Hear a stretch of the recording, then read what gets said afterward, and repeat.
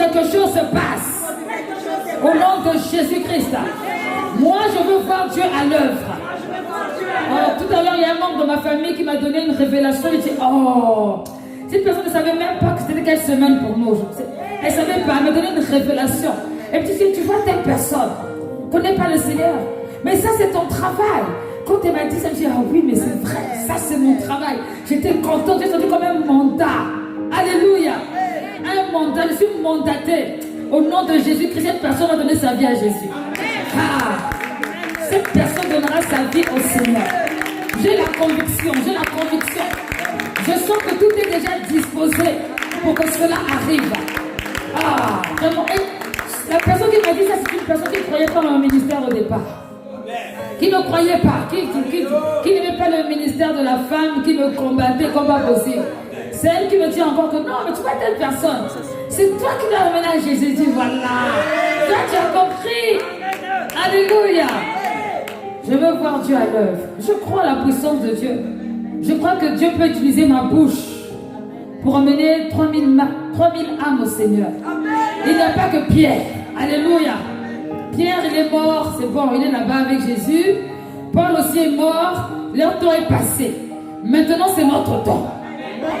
Ah, voilà, il faut t'approprier. Maintenant, c'est mon temps. C'est ton temps. C'est bien de dire oui, Néhémie, voilà, Daniel, c'est bien. Maintenant, c'est ton temps à toi. Il faudrait que ce soit pour toi aussi. Toi aussi, on va dire que non. Rempli du Saint-Esprit. Valentino par là. Alléluia. Et 3000 âmes se convertissent. Amen, amen. Rempli du Saint-Esprit. Hein? Parce que si tu n'es pas rempli du Saint-Esprit, tu ne peux pas. Rempli du Saint-Esprit, quelque chose s'est passé.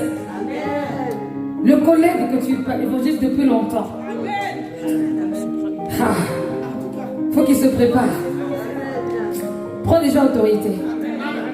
Commence à renverser tous les esprits d'incrédulité qui sont autour là, au nom de Jésus. Les raisonnements, d'abord tes propres raisonnements et ses raisonnements à lui. Tout ça là mélange, renverse ça. Amen, amen.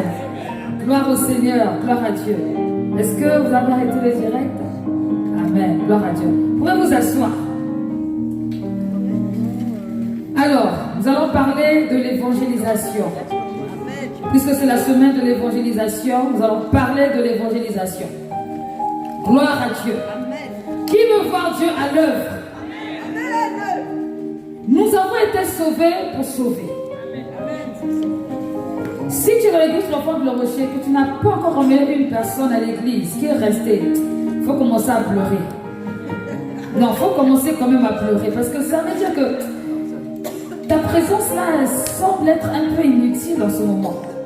Ce n'est pas une insulte, vraiment loin de moi, j'ai envie de vous insulter, mais je veux juste vous réveiller. Si tu n'as pas encore emmené quelqu'un dans l'église, tu vas voir le rocher qui est resté, qui s'est assise, commence un peu à t'énerver, quoi. Là, vraiment, Esther, il faut t'énerver. Non. Quand même. Hein? Alléluia. Si depuis que tu as l'église, si tu as depuis 5 ans, non. Là, il faut quand même, vraiment, mais vraiment. Moi, j'ai emmené quelqu'un, Silver, il est là. Amen. Il est assis. J'ai emmené Christine, emmené Christine. Bon, j'ai emmené qui encore? Il faut que je réfléchisse fortement. Bon, ici, là, pour l'instant, je vois pas qui j'ai emmené. À part Silver. Mais bientôt, ça arrive. Toi, tu as emmené qui? Valentino, tu as emmené qui? Amen. Bon, il n'est pas là, mais oui. Et puis on est là, le ciel n'est pas là, mais c'est quand même amené. Qui encore? On est là. On est là, qui encore?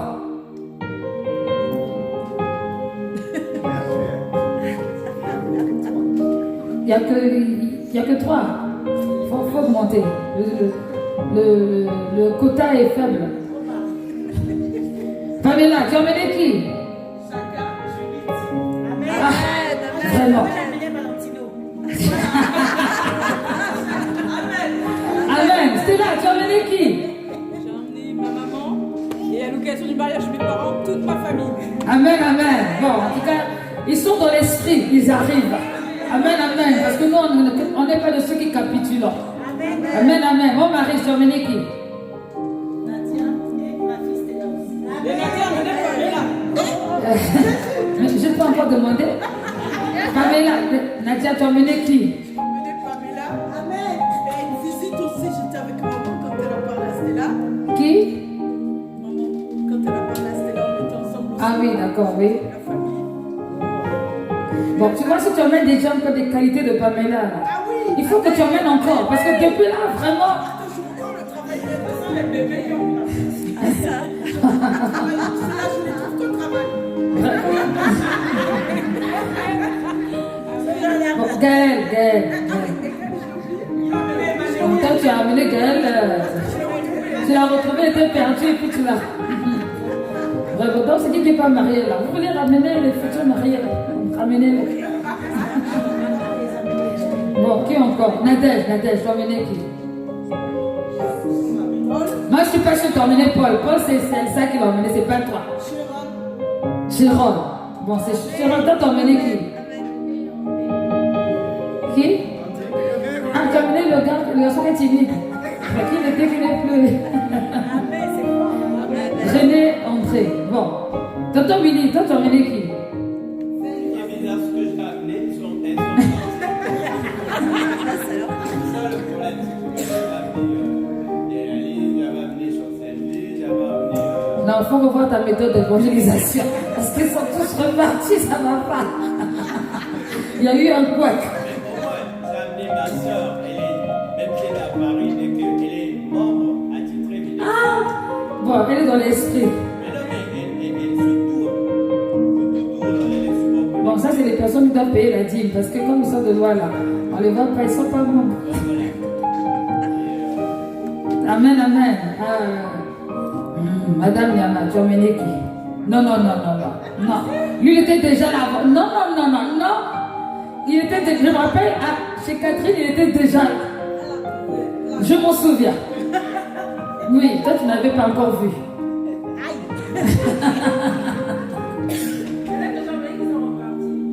Il faut revoir ta méthode d'évangélisation.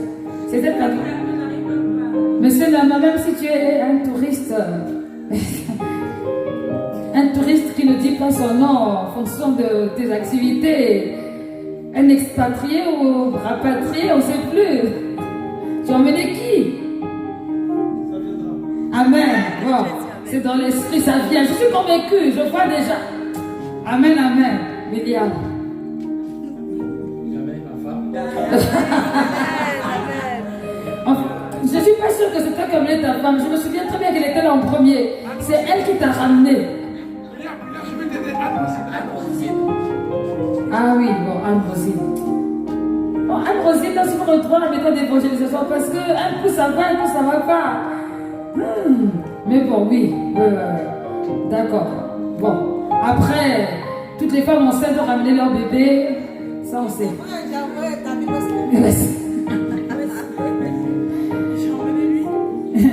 Ah oui, non, mais ça. Oh, maman Séraphine. Ton mari, c'est vrai. Ça, c'est vrai que tu as persévéré quand même. Vraiment. Oh, oui, la sœur Thérèse, son fils David. Ça, c'est vrai. Amen. On acclame Dieu pour tout ça. Gloire au Seigneur. Amen. Vous voyez, je t'ai dit, t'emmener qui? Ils sont où? Il y a un petit moment, il y a un petit cet été. Comment? Cet été. Ils sont repartis. Ah, mais donc, pour revoir ta méthode d'évangélisation, ça va pas. Ça, il faut revoir ça. Non. René, toi, tu as emmené qui?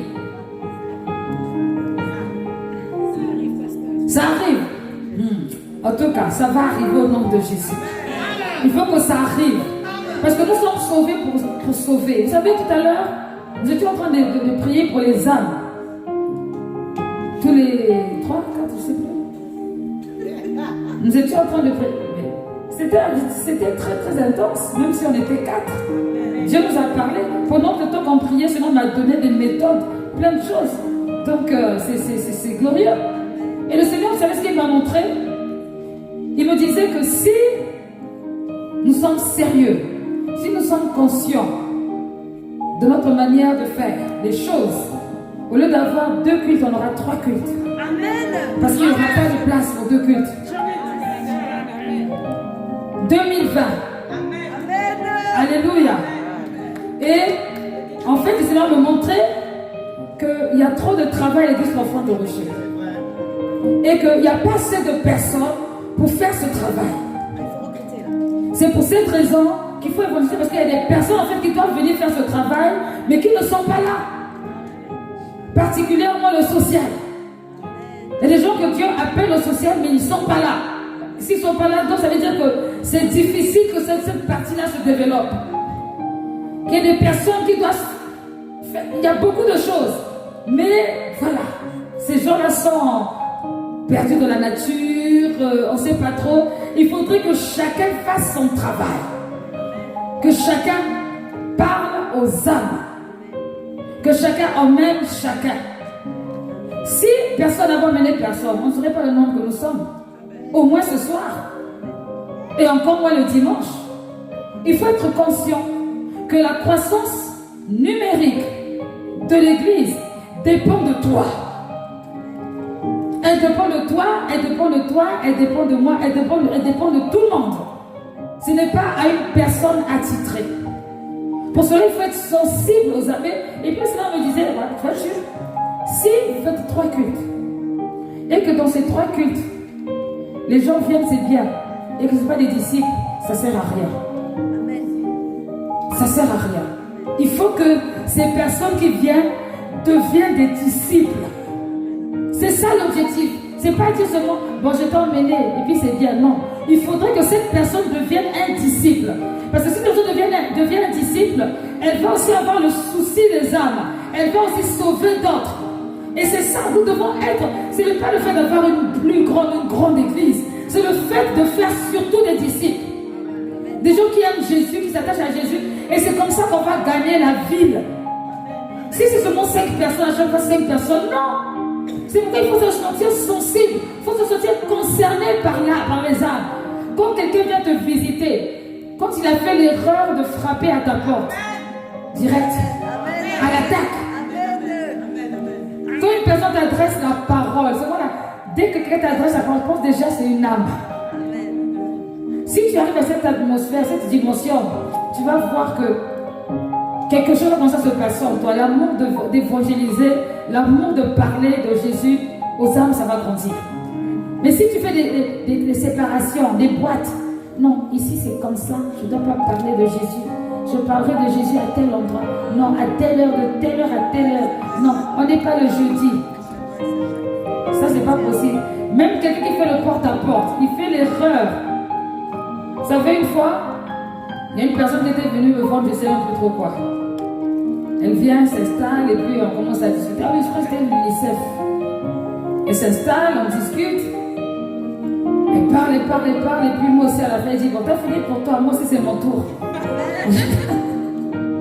Je parlais, puis à la fin, je lui ai dit, bon, j'ai aussi un cadeau pour vous. J'ai pris la Bible et tout ça, j'ai mis dedans, et puis hop, allez, il est parti avec ça. Les jumeaux qui étaient en haut, à la maison, on descend. Maman, on savait que tu allais évoluer, mais alors, quand tu rentres ici, là, ils sont piégés. Fallait pas rentrer chez moi.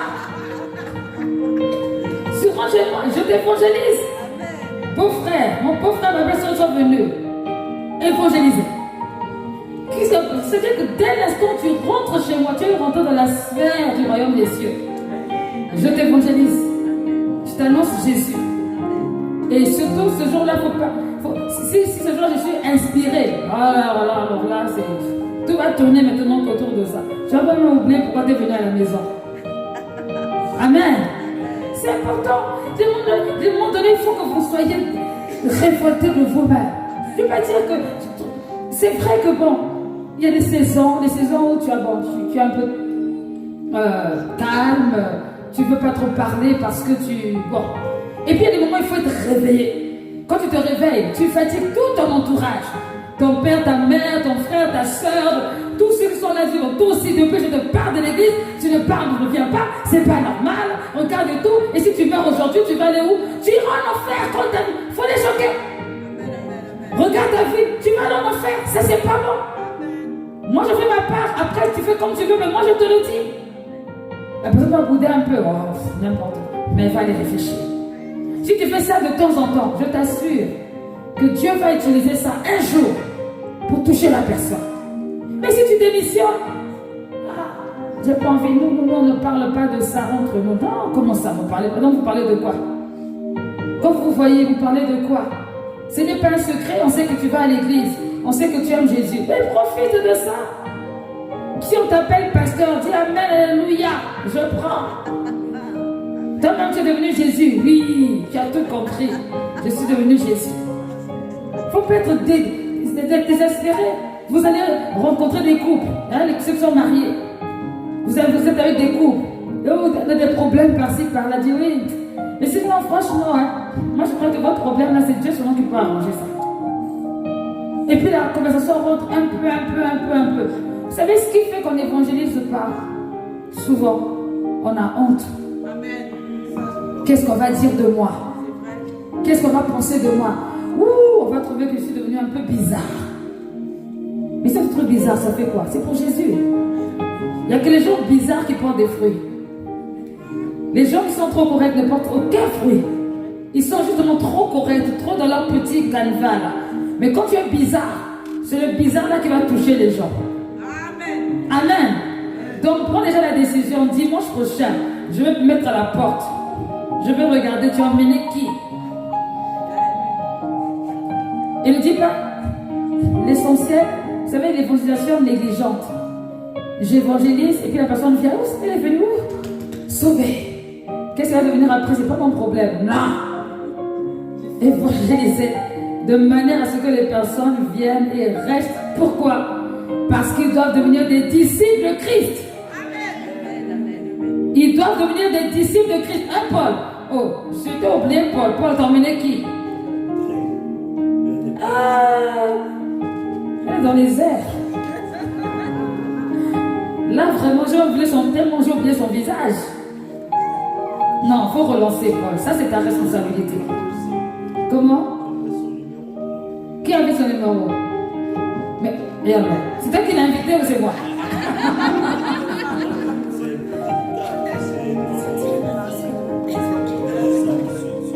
Mais justement, comme c'est sur Facebook, c'est encore mieux. Tu envoies tous les directs. C'était l'appel. Reviens.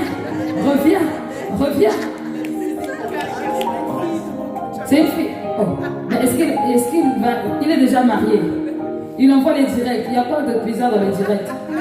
C'est clair. C'est pas une méthode de drague. Non. Là, elle n'est pas dedans. Nadège, je la connais. Oui.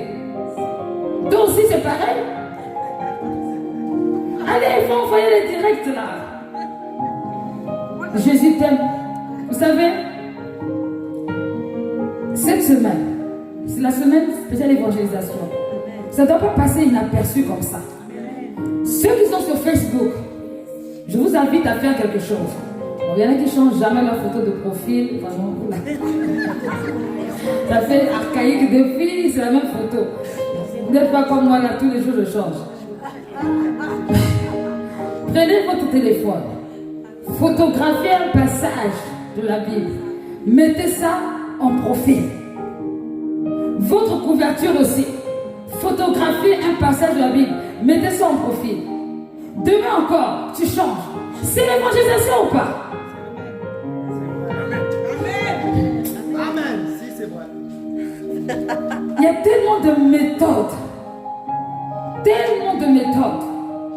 Il faut qu'on voie quand même qu'il y a une différence entre cette semaine et peut-être la semaine d'avant. Si il n'y a rien qui se passe, finalement ce n'est qu'un slogan, c'est la semaine d'évangélisation. Non, il faut que ce soit la semaine. C'est comme quand c'est la semaine de prière. On se souvient que non, quand tu lèves le matin, tu n'as pas prié, la prière te manque. Mais la évangélisation, c'est pareil. Non, je n'ai pas eu le temps de venir à 13h, à 16h. C'est pas un problème, t'inquiète pas, il y a beaucoup de méthodes. Il y a beaucoup de méthodes. Est-ce que vous me comprenez? 2 Corinthiens 5, verset 20.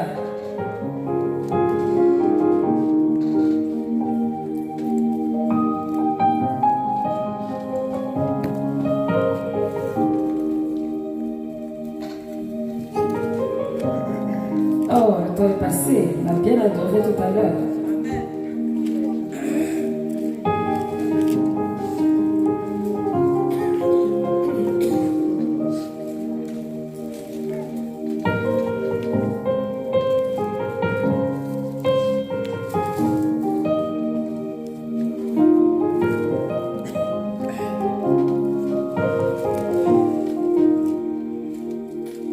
C'est le verset 20, mais je voudrais qu'on commence à partir du verset 11. Le ministère auquel le Seigneur nous a tous appelés. C'est un ministère qu'on appelle le ministère de la réconciliation.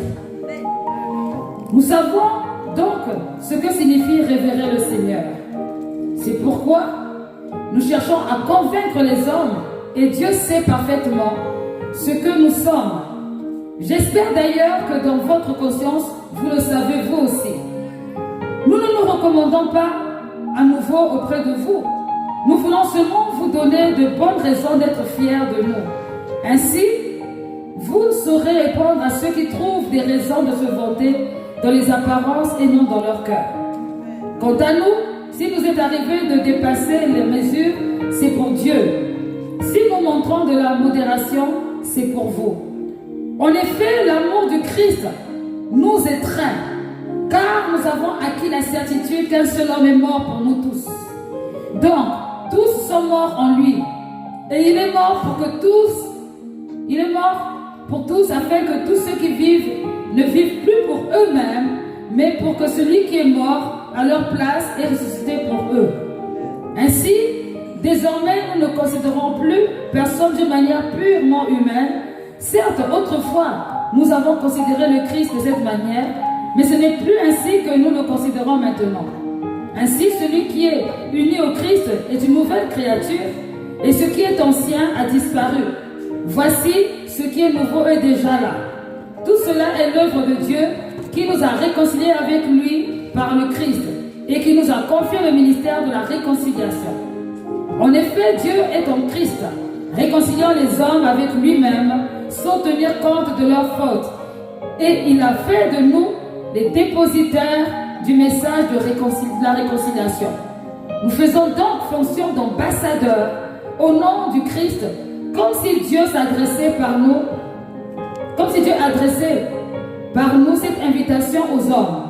C'est au nom du Christ que c'est au nom du Christ que nous vous en supplions, soyez réconciliés avec Dieu.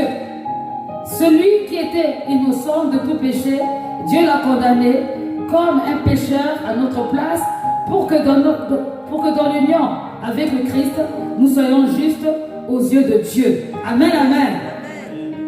Sauvés par la grâce de Dieu, morts et ressuscités avec Christ, nous sommes les ambassadeurs et les ambassadrices du Seigneur et il compte sur nous. Il compte sur nous, il compte sur que nous puissions annoncer le message de réconciliation. Et j'aime bien le mot réconciliation parce que beaucoup de personnes sont éloignées de Dieu, sont séparées de Dieu, ne connaissent pas Dieu. Ils ont beaucoup de problèmes dans leur vie. Ils cherchent des solutions à gauche et à droite. Si seulement ils pouvaient connaître le Seigneur, si seulement ils pouvaient entendre une parole venant du Seigneur, si seulement ils pouvaient accepter le Seigneur, bien aimé, ça doit être notre priorité. Ça doit être notre désir. Tout autour de nous, tout ce qui se passe, nous devons avoir le désir d'emmener les gens à connaître Jésus, pour que leur vie soit restaurée, pour que les mariages soient restaurés, pour que les enfants soient restaurés, pour que les différentes situations soient restaurées. Nous avons été appelés au ministère de la réconciliation. Réconcilier Dieu avec les hommes. Réconcilier Dieu avec les hommes grâce à Jésus-Christ. Alors si nous ne jouons pas notre rôle, nous manquons à tout notre devoir. C'est bien, comme je disais le dimanche, de faire ce que nous faisons le dimanche, de venir adorer Dieu. C'est nécessaire. Et c'est la volonté de Dieu. Mais quand nous quittons ce temple, quand nous partons chez nous, partout nous sommes appelés à annoncer, à prêcher la bonne nouvelle à toute la création. À toute la création. Pour qu'eux ici soient sauvés. Qu'eux aussi puissent rentrer dans la sphère du royaume des cieux. On ne peut pas être négligent vis-à-vis de ça. C'est une obligation, c'est un devoir de notre part. Paul disait, malheur à moi si je n'annonce pas l'évangile. Malheur à moi. Le jour où tu vas arriver à la dimension, tu dis malheur à toi. C'est que vraiment c'est une bonne chose. C'est pas le fait d'avoir annoncé Christ à une personne il y a 2 jours que tu trouves que ça y est, là vraiment j'ai accompli mon devoir. Non. Ça doit devenir une soif courante. Une soif courante. Qu'importe les méthodes que tu peux utiliser. Peut-être que tu n'as pas le courage de parler à haute voix. Tu n'as pas le courage de parler à quelqu'un qui est à côté de toi. Mais tu peux au moins glisser l'évangile dans son sac. Amen. Ce sont des méthodes. Tu peux l'inviter pour venir, je sais pas, à une soirée de louange. À regarder un spectacle, le sketch qu'on a fait la dernière fois. Il y a beaucoup de choses qui vont se développer dans l'église pour l'évangélisation. On va arrêter de s'évangéliser entre nous. On va évangéliser les gens. Amen. Et pour cela, il faut être sensible. Il faut aimer. Il faut vraiment, vous savez, il faut user de toutes les méthodes possibles pour emmener les âmes à Jésus. Toutes les méthodes possibles pour emmener le Seigneur, pour emmener les âmes à reconnaître le Seigneur. Cette semaine, faites quelque chose. Vos profils de WhatsApp, statut de WhatsApp, Facebook, quelque chose doit se passer. Quelque chose doit se passer. Vous mettez tout ce que vous voulez, puis à la fin, vous mettez Église profonde de rocher. Amen. Oui, on ne va pas les évangiles pour que ça chez les témoins de Jéhovah. Mais enfin, c'est pas le but, hein. Là où je suis sûre qu'il va y avoir des disciples, c'est chez moi, donc je les emmène chez moi. Je ne les laisse pas dans la nature, ils vont se promener dans des endroits où la parole n'est même pas prêchée. Non, non, non, non, non, non, c'est chez moi. Donc il faut. Amen. Alors, comme le temps est presque achevé, je vais juste citer 9 choses importantes pour l'évangélisation. 9 choses importantes et vous prierez par rapport à ça. La première chose, que prêcher quand on évangélise? On ne prêche pas, on prêche pas soi-même, on prêche Jésus. Parle de Jésus. Parle de ce que Jésus-Christ a fait dans ta vie. Comme cette dame à qui j'avais parlé du Seigneur à l'aéroport. Je lui ai dit, Jésus, il a changé ma vie, il a fait ça, ça, ça, depuis que je dois... Parce qu'elle m'a dit, oui, moi je suis catholique. Il dit, oui, moi aussi, autrefois j'étais catholique, mais ça n'avait pas changé ma vie. C'est quand j'ai rencontré le Seigneur que ça a changé ma vie. Et puis depuis là, je ne peux plus rien faire sans lui. Voilà, donc on a laissé les affaires des religions. Il faut prêcher Jésus. À qui prêcher? On prêche à tout le monde, toute la création. On dit pas, celui-là, cette tête-là, comme il est noir, bon, ça passe. Mais oui, tu connais ça. Ça noir, et lui sera sensible. Donc toi, tu prêches à ceux qui seront sensibles. Ils sont plus accessibles. Ah, non, ça c'est un chinois. Moi, je ne connais pas ces gens-là. Non, non, je n'adresse pas la parole, c'est un chinois. En fait, ça c'est ton idée que tu penses que c'est endurci. C'est pas endurci forcé. Mais c'est bien. Dis Amen.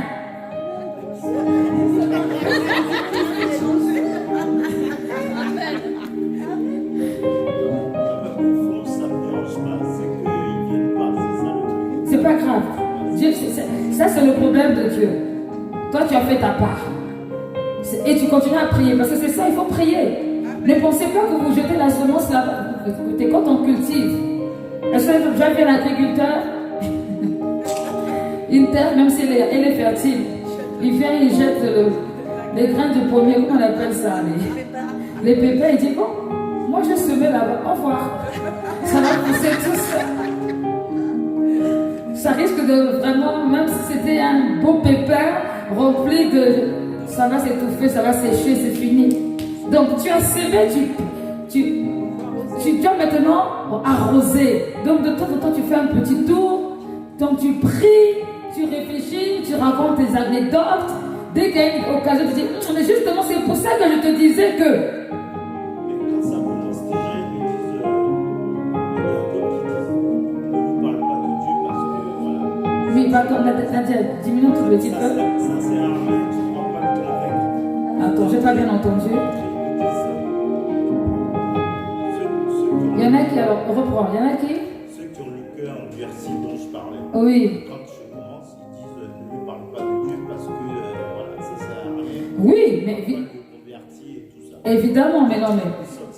Ils sont ça. Ceux qui disent ça, tu connais déjà cette réponse-là. Donc, c'est dans la prière.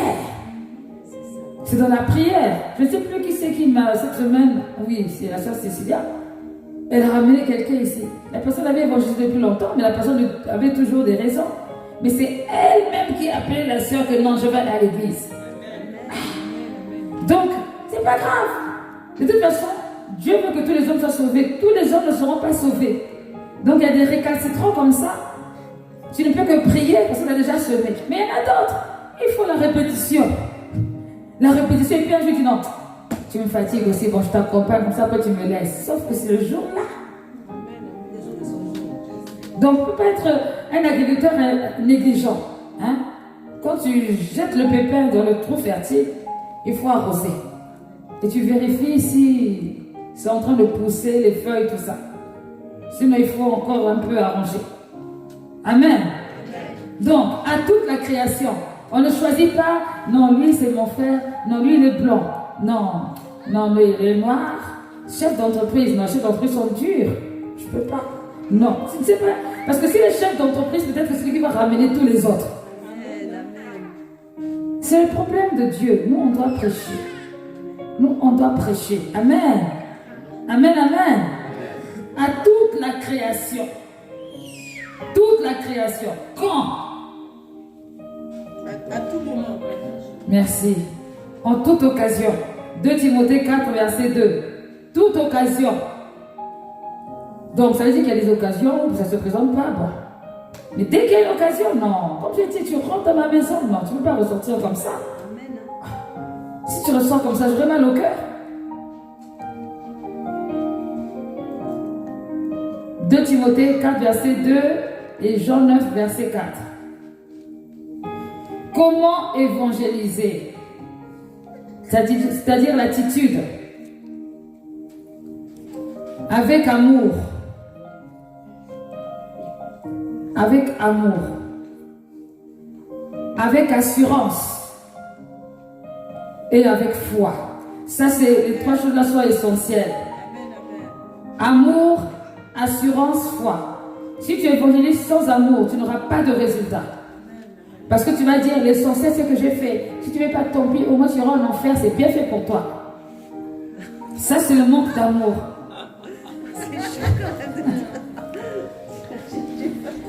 Toi, tu vas bien écouter, tu vas voir ça, tu iras en enfer, c'est bien fait. Tu vas savoir ce jour-là. Qui a écouté le message de dimanche, la soif de vengeance? Amen. Ça fait partie. Tellement quand tu n'as pas écouté, il dit, bon, écoutez, quand il ira en enfer, il va bien se rappeler de mon prénom. C'est bien fait pour ça, c'est la soif de vengeance. Ça, c'est pas à toi de penser ça. Il faut laisser ça à Dieu. Si. Mais c'est tellement qu'on a envie de se faire justice soi-même. Il y a des choses qu'on pense, c'est pas bon. Oui. C'est peut-être des frustrations aussi. Parce qu'on en parle, l'autre face, c'est vrai, tu as dit c'est des frustrations. Mais est-ce que Dieu a besoin de tes frustrations? Voilà. Parce que Dieu aussi, souvent on frustre Dieu tout le temps. Tout chrétien qu'on est, on le frustre tellement. Fais ceci. Non, Seigneur, moi je trouve que c'est pas comme ça. Moi je préfère faire comme ça. Tu l'as déjà frustré. Mais il est toujours aimant. Il est toujours patient avec nous. Donc c'est important. Franchement, il faut beaucoup d'amour. Il faut de l'assurance. Il y a des personnes qui prêchent, mais ils n'ont même pas l'assurance, quoi. Ils regardent partout ce qu'ils ont amené le frapper.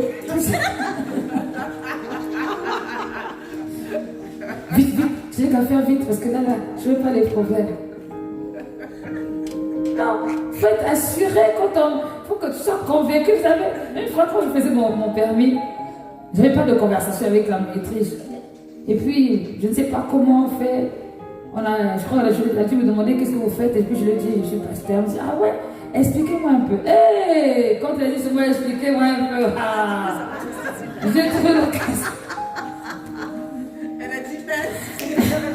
Elle a dit, ah mais dis donc, ça se voit que ça vous passionne, hein, parce que là, du coup, la conversation. Hein. Voilà, là c'était le pain, le Bible, ça y est. Des retours en même temps. Donc là, on profite parce que peut-être il n'y aura plus d'occasion. Donc là. C'est là, tout doit se dire. Donc, il faut, avec assurance, pas avec empressement de changer le sujet. Il ne faut pas changer le sujet vite. Il faut revenir. Et avec foi. Pourquoi? Parce que la foi, c'est que tu as la conviction que ce que tu dis, tu le vis et ça va se réaliser pour la personne. Quand tu parles à quelqu'un, vous savez, quand vous évangélisez, Dieu peut vous ouvrir les yeux et vous montrer même la vie de la personne. Quand je te vois dans ta vie, si c'est pas Dieu, vraiment, je ne veux pas être négative, mais ça va être difficile. Dieu t'aime tellement, tu as beaucoup de choses avec le Seigneur. Regarde, tu as tel don. Si tu as avec Dieu, si tu as Dieu avec toi, ça va se développer. Si c'est quelqu'un qui s'intéresse aux affaires, tu dis, tu sais que tu es avec Dieu, tes affaires vont se développer.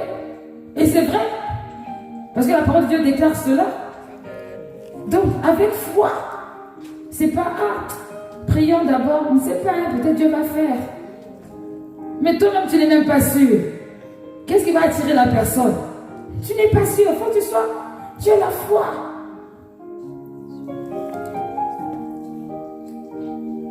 Pourquoi on évangélise? La raison principale, c'est pour faire des disciples. C'est pour faire des disciples. C'est pour cette raison que je disais, c'est bien beau d'avoir une grande église. Mais si la moitié de cette église n'est pas disciple, vraiment la mission est ratée, quoi. C'est pas bon. C'est vraiment pour un vrai évangéliste, son cœur sera troublé. Il ne sera pas en paix. Pour un vrai serviteur de Dieu, son cœur ne sera pas en paix. Parce que l'objectif final, on sera jugé par le Seigneur sur la base des disciples, pas sur la base de combien de membres il y avait dans ton église. C'est pas ça. Les disciples, ceux qui aiment et qui veulent suivre Jésus. Et c'est à cause de ça que dans l'église, on ne peut pas négliger la vie d'une personne. Bon, mais comme c'est Paul, il ne sert pas, il peut vivre dans l'impudicité. Ah non, ça arrive à mes oreilles. Tu n'es pas disciple, non. Qu'importe, tu sers ou pas, c'est pas mon problème. Quoi, comment ça? C'est l'amour du disciple-là.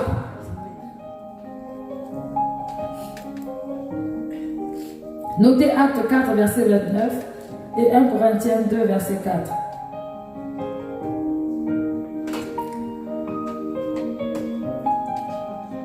Acte 4, 29, 1 Corinthiens 2, verset 4. Où évangéliser? Ça, c'est la partie que j'aime. Où évangéliser, Gaël? Partout. Donc, si le Saint-Esprit te touche et que tu es appelé à ça, dans le tram, ne dis pas, hé, lui me regarde bizarrement. Si on dirait un terroriste, je veux pas. Si l'on m'insulter, non, ça c'est pas ton problème. Moi, ma méthode c'est, tu rentres, tu respires un bon coup. Bonjour madame et monsieur, que le Seigneur vous bénisse. Je ne veux pas prendre de votre temps, mais je veux vous annoncer une bonne nouvelle. Selon que l'esprit conduit. Mais si tu arrives, tu t'installes et puis tu regardes les gens.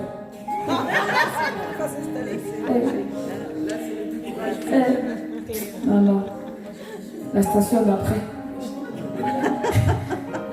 La station d'après arrive. Il y en a un autre qui est rentré, le visage encore plus. Ah non. Là. Bon, je crois que c'est pas le bon jour. Sortons.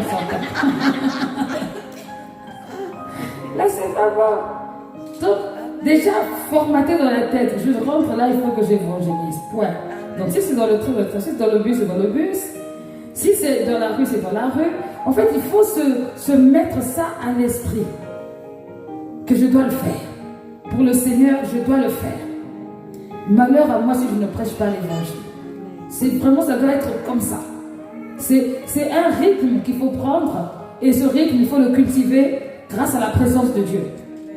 Étant rempli du Saint-Esprit. La première fois que j'ai évangélisé dans le tram,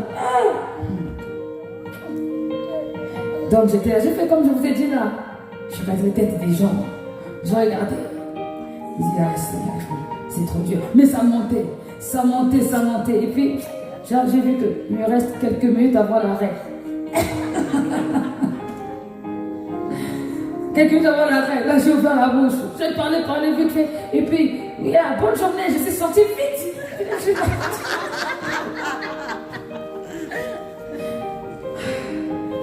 Vraiment, je vous assure, on doit évangéliser partout. Et puis, il y a des gens à qui Dieu ne parle pas dans le tram, il y a d'autres à qui il parle dans le tram. Il faut s'y faire, c'est comme ça. Alors,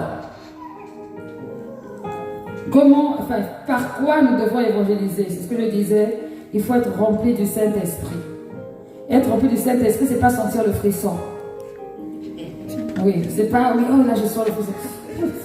Là je peux. Non, c'est pas ça. C'est simplement ayant une bonne relation avec le Saint-Esprit, une bonne conviction dans son cœur, tu ouvres la bouche et c'est le reste qu'il va faire. Amen. Luc 4, verset 14. Luc 15, verset 18. Et Romains 15, verset 18.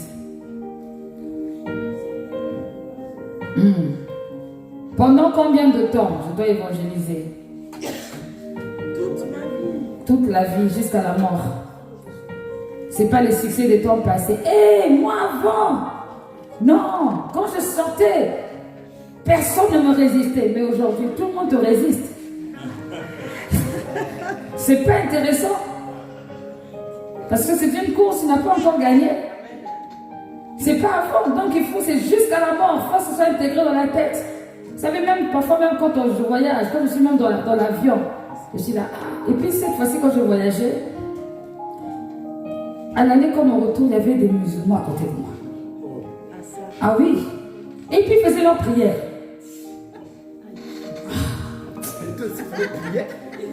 Attends d'abord. Donc au début, à l'aller, en plus j'étais dans un autre, j'aime pas. Vous savez, quand on est dans l'avion, il y a 3-4 places, j'aime pas cette place, j'étais confinée comme ça. C'était des costauds à côté de moi, toute petite au milieu, comme ça. Et donc celui d'à côté, j'ai vu qu'il faisait sa prière et je suis dit, oh, c'est amusant. Bon, c'est pas grave, j'attends le temps favorable. J'avais acheté, je sais plus quoi, il y a un message pour vous, voilà, les choses vertes, là, les prospectus verts. Et puis à un moment donné, quand il a fini, il m'a dit quelque chose, mais c'était genre, arrange ta ceinture, je ne sais pas trop quoi. Moi j'ai trouvé l'occasion, je voulais qu'il m'adresse seulement la parole. C'est tout. J'ai dit, vous êtes croyant? Il me dit, oui, je suis croyant, je faisais la prière tout à l'heure. Enfin, je sais que je faisais la prière. Il dit, oui, moi aussi, moi je suis chrétienne. Je n'ai pas dit que je suis pasteur, je suis chrétienne. Ah d'accord, mais je peux vous donner un petit... Il dit, non, c'est bon, d'accord, c'est pas grave. Vous savez, Dieu vous aime, hein? Ok, bon, Dieu vous bénisse, c'est bon. Et après, on a fini d'autres jusqu'à la fin. On retourne encore. À côté de moi, à gauche, c'est pas possible. Mais bon, lui, après, il ronflait tellement que je n'ai même pas eu l'occasion de me parler. Après sa prière, il a dormi. Il a dormi. J'ai juste laissé, il fait seulement de poser un message pour vous là dans le coin. Puis quand c'est comme ça, je fais exprès de prendre ma Bible pour montrer que non, voilà, je suis chrétienne, donc voilà. Vraiment. Voilà, juste pour être exprès, tu lis même pas vraiment, quoi, mais juste pour déroger un peu à côté.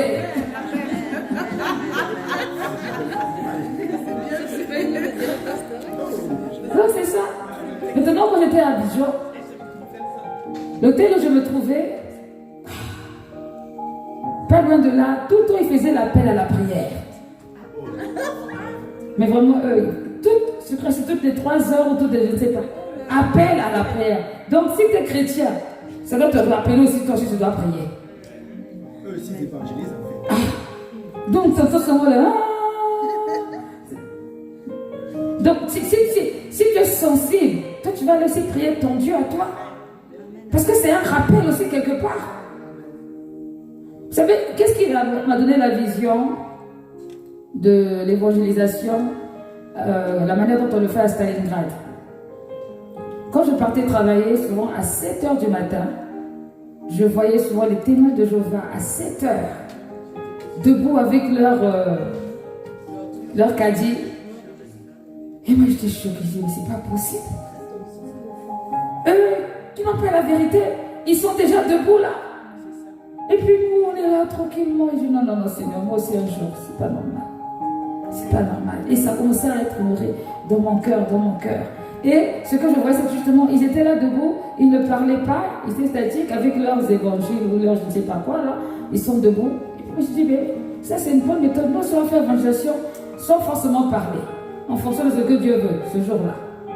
Et j'ai cultivé. Et puis il y avait aussi l'accoutrement, les vêtements. Les t-shirts, la marche pour Jésus, Jésus t'aime, Jésus te voit, ou Jésus guérit. Toutes ces choses-là, c'est de l'évangélisation. Bon, quand tu vas à des endroits stratégiques comme Arcachon, mais tu mets ce t-shirt. Voilà. Parce que si tu n'as pas, comment dire, tu penses que tu n'as pas l'autorisation, il n'y a que les glaces qui peuvent dire glace. Toi, tu ne veux pas dire glace, mais ton t-shirt parle pour toi, c'est bon. Jésus-Christ t'aime, tu arrives. Et puis les gens regardent, ça leur parle. C'est de l'évangélisation. C'est pas le t-shirt que tu as, toi tu sors ça seulement le jour où on dit il y a évangélisation. Tu sors en train de le t-shirt. Non, il faut le sortir de temps en temps. Tu es en train de faire que quelqu'un se sente bien. Jésus délivre, Jésus guérit, Jésus t'aime, Jésus te voit. Peut-être qu'il voulait aller faire une bêtise là, il a dit Jésus te voit, il s'arrête en même temps. Il ne fait plus. Parce que peut-être que vous ne le savez pas, mais il y a des personnes en fait, ceux qui n'ont pas l'habitude de lire la parole de Dieu, il y a des paroles, dès qu'ils les voient, ça les touche. Amen. Ils ne sont pas habitués, donc le fait de les voir, ça les touche vraiment. C'est de l'évangélisation. Amen. Pour finir, avec qui évangéliser? Avec qui évangéliser? Et bien avec des frères, avec des sœurs. Même seul, tu peux le faire aussi. Tu es avec le Saint-Esprit, ça va aller. Tu peux le faire, puisque l'évangélisation, ce n'est pas seulement parler à haute voix, c'est aussi discuter avec des personnes à côté de soi. Comme me disait l'évangéliste Patrice, du bon à bon, quand tu es dans le parc. Dans le parc, il y a des gens qui viennent s'asseoir à côté de toi. Ben, tu peux regarder son visage, prier en langue, et puis pousser un peu, engager la conversation. Il y a un frère, le frère Abdel, qui avait pris une décision, c'était en 2017, je me rappelle bien, il avait pris la décision d'évangéliser une personne tous les jours. Tous les jours. Ça veut dire qu'il y a combien de jours dans l'année? Donc, minimum une personne par jour. Peut-être que sur les 365, il y a peut-être 100 qui ont été touchés. Peut-être qu'il y en a, je ne sais pas. Mais au moins, il a fait sa part.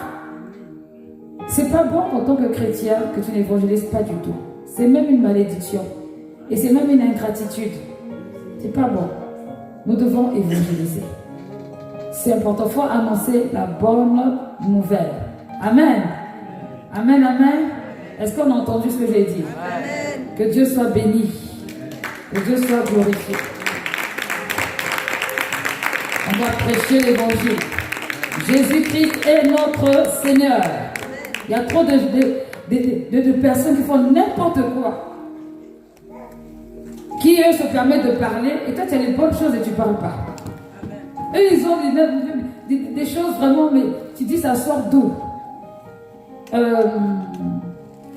Arrête l'enseignement, s'il te plaît.